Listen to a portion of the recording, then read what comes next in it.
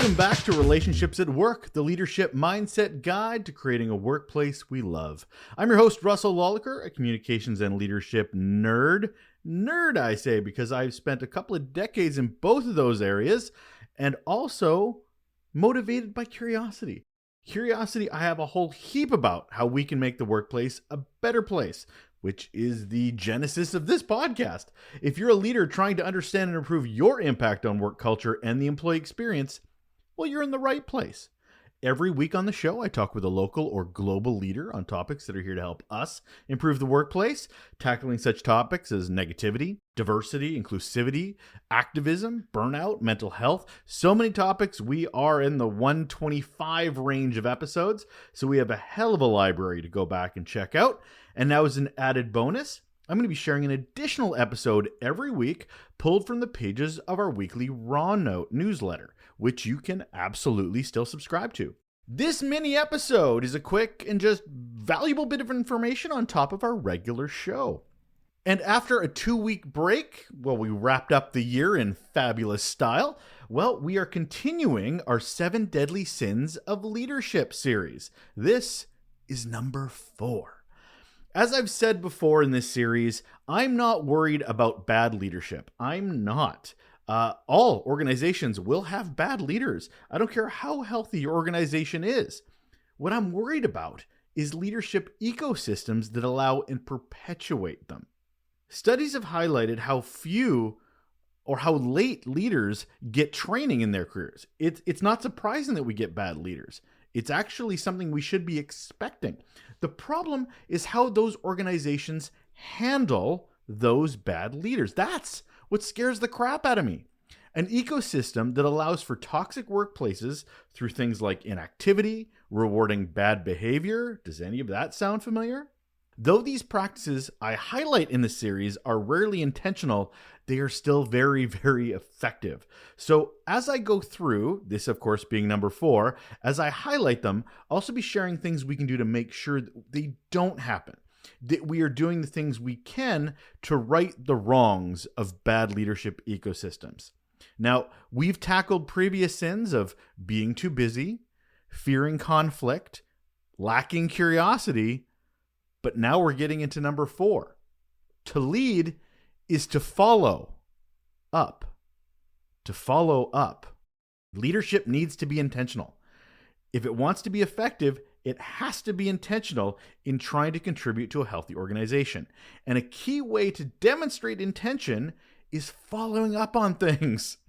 Following up on things like, survey results, on comments that were made that seemed off. Somebody saying that someplace was not psychologically safe. Did we follow up with that employee to find out more information? Did we follow up on inappropriate behavior? Have we followed up on concerns voiced by employees? Followed up on performance conversations? Just following up, period. In the context of following up in order to diminish the chances of allowing and perpetuating bad leadership and its impacts on our workplace, it's about not leaving things alone without resolution or a plan to get it resolved. By definition, to follow up is to gather more information. All those examples that I provided earlier are things that really could benefit from a follow-up. There's an opportunity in each of them to gather more information that will help good leaders work to prevent bad leadership. For example, here's some examples of what following up should and could look like. Leaders, they may take training, but following up will help determine if it's effective. Did it land how it should? Did those problematic leaders find it impactful and understood it? And how are they going to implement that learning into their relationships with their teams? Can they articulate what they're going to do? Can we find out that what they're doing is effective? Are they implementing it correctly? Following up helps with all of that. Another thing, leaders may say they'll professionally develop their staff, but following up helps you find out if they actually are, and how consistently and effectively, and what their plan is long-term for that development. It's not just a checked box exercise, but part of the employee journey.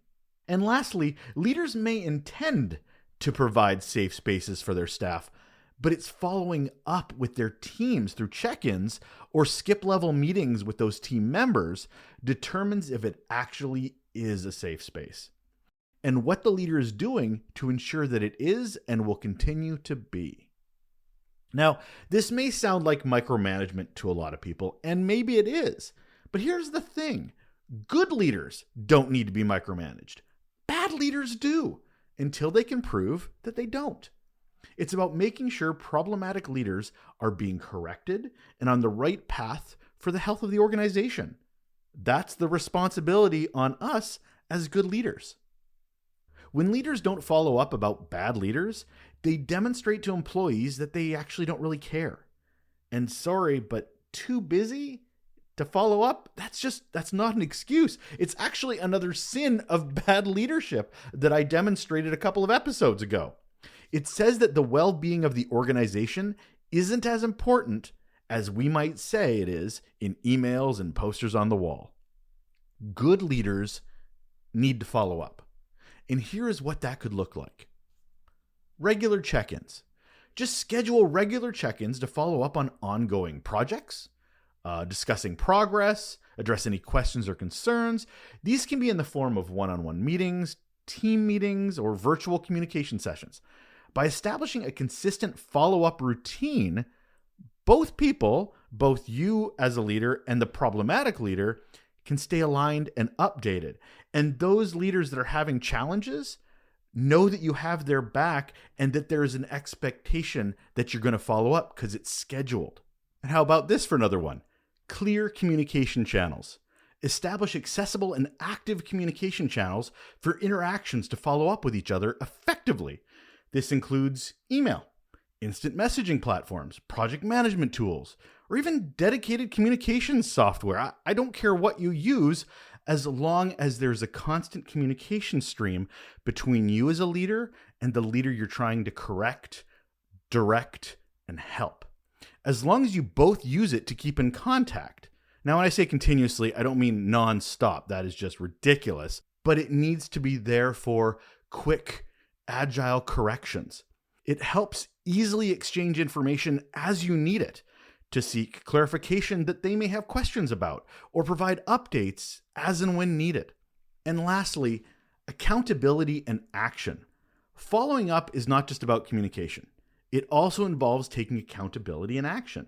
Leaders need to ensure that they address employee concerns or feedback promptly and take necessary steps to resolve issues. And they can only do that by following up. And that's why these 3 suggestions are so important. Regular check-ins, clear communication channels, and accountability and action, all tied in to those follow-ups.